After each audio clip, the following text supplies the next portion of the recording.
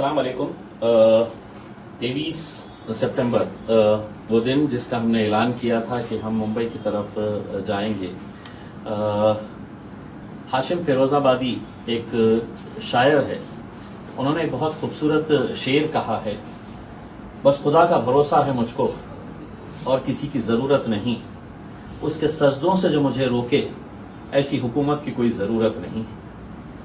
बस यही पैगाम लेकर हम 23 सितंबर के दिन अपने घरों से निकलेंगे और मुंबई की तरफ कूच करेंगे। मकसद क्या है कि आज महाराष्ट्र के अंदर जो एक हालात तैयार किए गए हैं, कुछ ऐसे हालात कि जहां पर आपके मजहब पर उंगलियां उठाई जा रही है, आपके नबी करीम सल्लल्लाहु अलैहि वसल्लम के बारे में गुस्ताखी के लफ्जों का इस्तेमाल किया जा रहा है। 58 FIRs पूरे महाराष्ट्र के अंदर रजिस्टर होने के बावजूद भी सरकार, प्रशासन, हुकूमत मुंह पे उंगली रखकर बैठी है,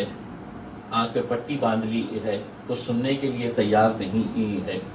और जब ये मामला अदालत के अंदर जाता है तो अदालतों का, जिसका हम बहुत सम्मान करते हैं, अदालत सिर्फ इतना कहती है कि मुंबई पुलिस ने साइबर क्राइम की मदद लेकर इस क्लिप को हटा देना चाहिए। और जब उनसे ये कहा जाता है कि लोग नाराज हैं, इसके ऊपर आंदोलन चल रहे हैं, तो अदालत का रवैया ये रहता है, अदालत कहती है कि क्या आप हम पर दबाव डाल रहे हैं, प्रेशर बना रहे हैं। तो आखिर में हमारे जैसे लोग जो इस मुल्क से मोहब्बत करते हैं, अमन चाहते हैं, हम मजबूरन ये कदम हमें उठाना पड़ता है और हम ये तय करते हैं कि हम भारी तादाद के अंदर मुंबई की तरफ जाएंगे और हुकूमत को वो संविधान की कॉपी पेश करेंगे, वो संविधान जिसके हिसाब से देश चलना चाहिए। उनको ये बताएंगे कि इस मुल्क के अंदर, इस राज्य के अंदर कायदे है, कानून है, और अगर सिर्फ सियासत की वजह से ये घिनौना, घटिया, नंगा नाच जो महाराष्ट्र के अंदर खेला जा रहा है, बात यहीं तक खत्म नहीं होती है। कोई भी सड़क के ऊपर खड़े रहता है और कहता है कि हम मस्जिदों के अंदर घुस के चुन चुन कर मारेंगे। कैसी कैसी बातें हर रोज हमें सुनने को मिलती है। और घटियापन का अगर इससे अच्छा उदाहरण अगर आपको कोई देखना है, तो आप जिस मुद्दे को लेकर हमने ये फैसला किया कि ये कोई सियासी मुद्दा नहीं है, हम किसी राजनीतिक बैनर के तहत नहीं आ रहे हैं, हम किसी पॉलिटिकल पार्टी के नाम का इस्तेमाल नहीं कर रहे हैं, हम हमारे अपने आप को इसके अंदर पेश नहीं कर रहे हैं। ये सभी लोग जो अपने नबी करीम सल्लल्लाहु अलैहि वसल्लम से मोहब्बत करते हैं, ये सभी लोग, चाहे वो आप किसी भी मिली जमात से ताल्लुक रखते हो, किसी तंजीम से ताल्लुक रखते हो, किसी सियासी पॉलिटिकल पार्टी से ताल्लुक रखते हैं, आप रहिए वहां पर, आपको मुबारक। लेकिन एक मर्तबा हमने सोचे कि एक पैगाम सरकार को देना जरूरी है कि अगर तुम इस हर ऐसे जुर्म को भी अनदेखी कर रहे हैं, ऐसे गुनाह को भी अनदेखी कर रहे हैं, तो कहीं ना कहीं हमें आपको उठाने की जरूरत है। इसीलिए हम मुंबई की तरफ आ रहे हैं। मैंने जैसे कहा कि घटिया हुकूमत जब घटियापन पे आ जाती है तो क्या करती है, उसकी मिसाल मैं आपको देता हूँ कि जिस 23 तारीख का हमने ऐलान किया था कि हम यहाँ से औरंगाबाद से निकलेंगे और गंगापुर, वैजापुर होते हुए जाएंगे, तो 2 दिन पहले सरकार ने कोई हिंदू संगठन को इजाजत दी कि गंगापुर के अंदर इस रामगिरी नाम के शख्स की तायीद के अंदर वो मोर्चा निकाल सकते हैं, वो वहां पर बड़ा धरना आंदोलन कर सकते हैं। और जितने भी हिंदुस्तान के घटिया लोग हैं जिनकी सोच सिर्फ यही कहती है कि तुम स्टेज के ऊपर खड़े रहो और एक समाज को, मुसलमानों को सिर्फ गालियां देने का काम करो, उन सबको वहां पर बाइज्जत उनको वहां पर बुलाया जा रहा है इस रामगिरी की तायीद के अंदर। और यकीनन इसके अंदर बहुत सारे नौजवान शामिल रहेंगे, वो नौजवान जिनके जहनों के अंदर इतना जहर भर दिया गया है कि इनके पास नौकरी नहीं है, इनके पास कोई कामकाज नहीं है, लेकिन इतना जहर भर दिया गया है कि वो पूरी तादाद के अंदर आएंगे, घटिया तरह के नारे लगाएंगे। हम ये कहना चाह रहे हैं कि ये जो पोस्टर इन्होंने बनाए हैं उसमें 2 तस्वीरें लगाई है। एक तो है भगवान राम की तस्वीर लगाई है और दूसरा छत्रपति शिवाजी महाराज की तस्वीर लगाकर ये लोग इस तरह का कल के दिन एक घटिया खेल खेलने वाले हैं। तो मैं तो उनसे यही कहना चाहूंगा, तमाम मेरे हिंदू भाइयों से, ना तो तुमने भगवान राम को समझे है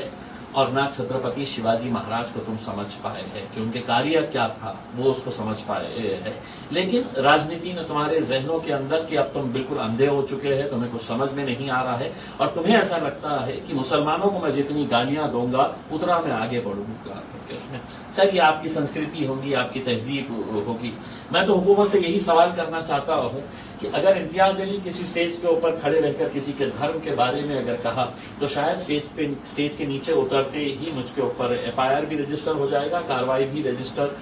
हो जाएगी। लेकिन मैं उन सभी को ये बताना चाहता हूं कि मैं ऐसा कुछ नहीं करने वाला हूं, क्योंकि ना तो मेरी तहजीब इसकी इजाजत देती है, ना हमारी संस्कृति, ना हमारी परवरिश इसकी इजाजत देती है, और सबसे बड़ी बात हमारा मजहब, हमारा दीन भी इसकी इजाजत नहीं देता है कि मैं किसी दूसरे मजहब के बारे में इस तरह के बयानों का इस्तेमाल अपने राजनीतिक स्वार्थ के लिए करूं। 23 तारीख के दिन सबको चलना है। बहुत सारे लोग 22 तारीख की रात को ही हमारे पास यहाँ पर ज्वाइन हो रहे हैं। अलग अलग रास्तों से वो मुंबई पहुंचने का रास्ता भी इख्तियार किए हुए हैं। अब कुछ बातें हैं जो बताना जरूरी है। ठीक है, अब आपने गंगापुर के अंदर ये परमिशन दे दी है, हम कोई टकराव नहीं चाहते हैं, इसीलिए हमने फैसला किया है कि अब हम समृद्धि के रास्ते से, जो नागपुर मुंबई का समृद्धि का जो रास्ता है, हम वो रास्ता इख्तियार करेंगे, क्योंकि हम इनकी साजिश का शिकार नहीं होना चाहते हैं। पुलिस वाले, बहुत अच्छे अच्छे पुलिस वाले हमने अपने करियर के दौरान देखे हैं, लेकिन आज मजबूरन वो भी कुछ कर नहीं पा रहे हैं, क्योंकि ये सारे आदेश जो मिल रहे हैं कि अब गंगापुर में परमिशन मिलनी चाहिए, तो ये सब ऊपर से लेकर आ रहे हैं। और ऊपर से इसलिए लेकर आ रहे हैं कि वो चाहते हैं कि महाराष्ट्र का माहौल किसी तरह से खराब हो, कहीं दंगा हो जाए तो हमारी सियासी दुकान जो है वो और 5 सालों के लिए चल पड़ेगी करके। मैं तमाम नौजवानों से अपील कर रहा हूं कि हमें बहुत शांति का मुजाहरा करना है, पूरे अमन के साथ जाना है। क्योंकि हम किस वजह से जा रहे हैं? क्या ये सियासी रैली है? नहीं है। क्या हम कोई हल्लड़ गुल्ला करने के लिए जा रहे हैं? हल्ला गुल्ला करने के लिए तो बिल्कुल नहीं जा रहे हैं। हम अपने नबी करीम सल्लल्लाहु अलैहि वसल्लम, जिन्होंने अमन का पैगाम दिया, जिन्होंने इंसानियत का पैगाम दिया है, उनके खिलाफ जो गुस्ताखी हुई है, वो बात हम सरकार को पहुंचाने के लिए। तो मैं तमाम नौजवानों से अपील करूंगा कि आप गाड़ियों के अंदर आ रहे हैं, ऐसी कोई हरकत ना करें कि गाड़ियों के जोर जोर से हॉर्न बजाते हुए आप दूसरे लोगों को तकलीफ देते हुए यहां पर पहुंचे, आप किसी तरह के गलत नारे लगाए, किसी तरह का कोई पोस्टर या किसी की कोई फोटो वहां पर आपने दिखानी नहीं चाहिए। मुझे मालूम है कि कुछ शरारती तत्व ऐसी भी हरकतें करना चाहते हैं कि जिसकी वजह से हमारा मुद्दा भटक जाता है और मीडिया वाले बैठे रहते हैं कि देखिए साहब, ये नारे वहां पर लगाए गए, ये तस्वीरें वहां पर दिखाई गई है। अपन एक बड़े नेक मकसद के लिए जा रहे हैं। उस नेक मकसद को फॉलो करने के लिए हम कल सुबह, यानी कि 23 तारीख के दिन सुबह हम 7:30 और 8 के दरमियान हम समृद्धि का रास्ता लेते हुए हम मुंबई की तरफ निकलेंगे। जो अलग अलग शहरों से, अलग अलग गांवों से ज्वाइन कर रहे हैं, अब उन्हें ये तय करना है कि हम समृद्धि में कहां पर हमें ज्वाइन कर सकते हैं। अब आपको कैलकुलेट करना है, प्लान करना है कि अगर हम 7:30 बजे सुबह निकल रहे हैं तो हम गंगापुर से कितने लोग हमें ज्वाइन करेंगे, कौन से लोकेशन के ऊपर ज्वाइन करेंगे, धुलिया, मालेगांव, नासिक से आने वाले लोग कहां पर ज्वाइन करेंगे, और जो पश्चिम महाराष्ट्र से आने वाले लोग हैं, जो पुणे मुंबई एक्सप्रेसवे का रास्ता इख्तियार करने वाले हैं, वो हम चाहते हैं कि वो थाने के रास्ते से होते हुए वो नासिक की तरफ आए, ताकि हम आपको ज्वाइन कर सके, आप हमें ज्वाइन कर सके और एक बड़ी रैली की शक्ल हम इख्तियार कर सकते हैं। मुंबई की टीम को हम हमारे मुंबई के सदर रईस लश्करिया साहब और हमारे वारिस पठान साहब है, हमारे मुंब्रा के सदर है, भिवंडी के सदर है, इन सभी लोगों से ये अपील करना चाह रहे हैं कि आपको भी सुबह के वक्त में आपको समृद्धि का रास्ता लेते हुए मुंबई से जब आप निकलेंगे तो आप नासिक की तरफ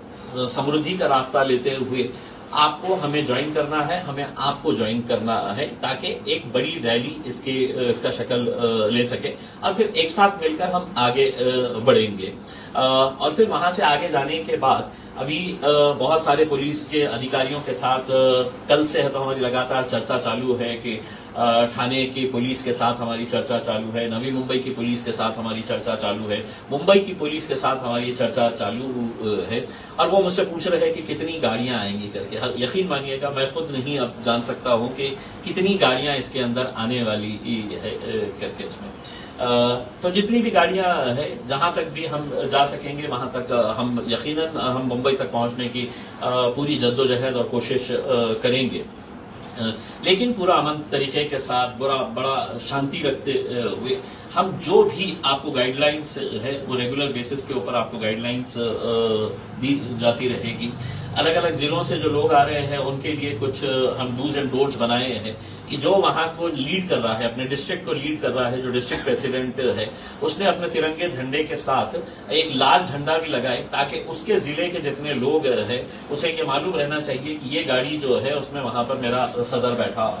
हुआ है करके। उसमें हर गाड़ी के ऊपर हम ये चाह रहे हैं कि आपका अपना एक स्टिकर रहना चाहिए कि जिसके ऊपर लिखा रहे कि बीड़ की ये गाड़ी है, ये नांदेड़ की गाड़ी है, ये उस्मानाबाद की गाड़ी है, ये शोलापुर की गाड़ी है। अल्हम्दुलिल्लाह बहुत अच्छा आप लोगों ने अभी तक रिस्पांस दिया है और हमें यकीन है कि मैंने जैसा कहा था कि महाराष्ट्र के इतिहास के अंदर इतनी बड़ी रैली नहीं निकली होंगी जो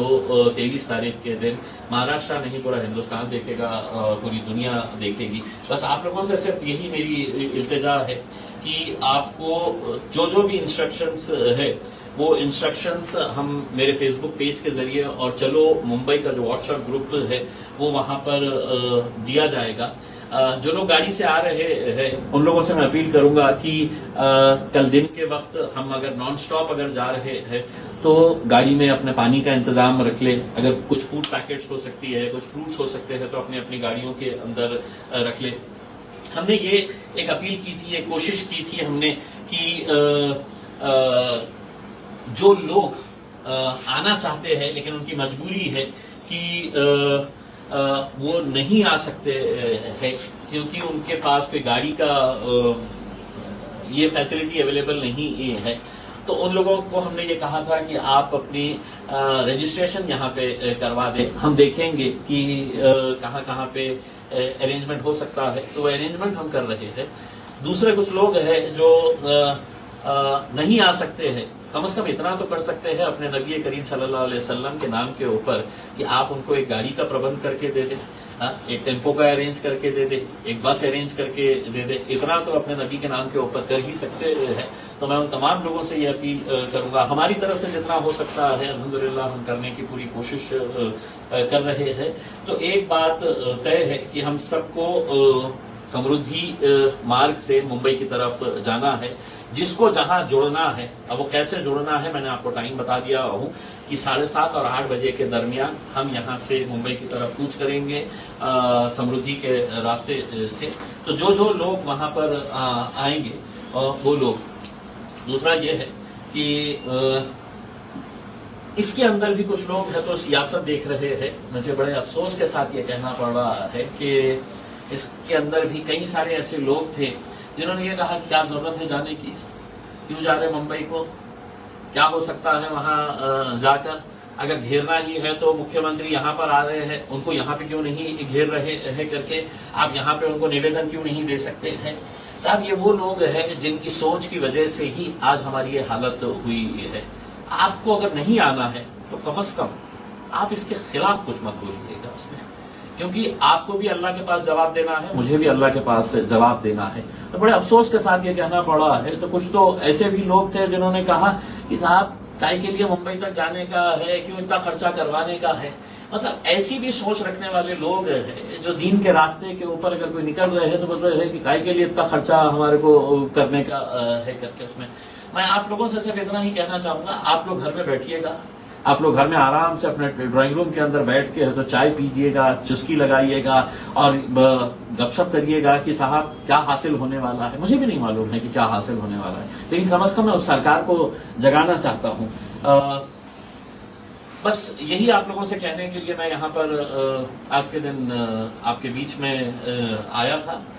उम्मीद करता हूँ कि जिस नेक मकसद के लिए हम लोग जा रहे हैं उसमें कहीं ऐसी कोई गलत हरकत ना हो जाए। आज कम से कम एक इम्तियाज जलील, आपका एक भाई, आपका एक दोस्त, आपका एक बेटा कम से कम ये हिम्मत तो कर रहा है कि सरकार की आंखों में आंखें डालकर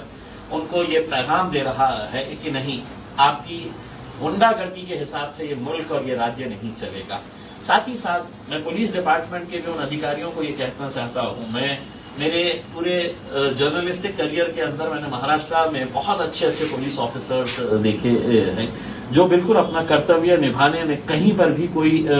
कसर नहीं छोड़ते हैं। ऐसा क्या हो गया है महाराष्ट्र पुलिस के आईपीएस अधिकारियों को कि इतने सारे केसेस होने के बावजूद भी कोई आगे आकर कार्रवाई करने के लिए तैयार नहीं है। मैं आपकी मजबूरी समझ सकता हूं, लेकिन आपको ये चीज भी याद रखनी होगी, जब आप वो वर्दी पहने थे, आईपीएस की वर्दी पहने थे,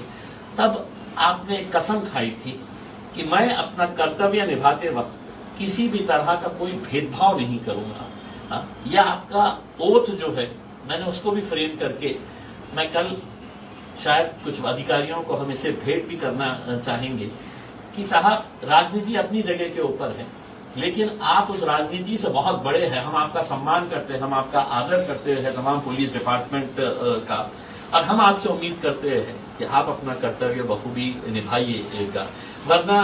कहीं न कहीं पुलिस की छवि के ऊपर भी कहीं दाग अब हमें देखने को मिल रहे हैं, सिर्फ उस घटिया सियासत की वजह से जो ऐसी हरकतें कर रही है कि 23 तारीख के दिन जिसके खिलाफ हम जा रहे हैं, उसी दिन अगर पुलिस यहां पर इजाजत देती है तो आप सोचिएगा कि किस घटिया राजनीति के दौर के अंदर हम जी रहे हैं। ये मुल्क हम सबका है, ये राज्य हम सबका है, हम सबको मिलकर यहां पर रहना है, और कोई ऐसी हरकतें अगर कोई कर रहा है तो कानून है, कानून के हिसाब से सिर्फ काम करिए। हम यही आपको बताने के लिए मुंबई तक आना पड़ रहा है। ये बहुत ही दुर्भाग्यपूर्ण बात है। जो लोग अभी तक फैसला नहीं कर पाए हैं कि मैंने जाना चाहिए या नहीं जाना चाहिए, वो लोग जो किसी के बहकावे में आ रहे हैं कि नहीं क्यों जा रहे हैं, क्या होने वाला है, क्या हासिल होने वाला है, आप बैठिए साहब, आपको मुबारक।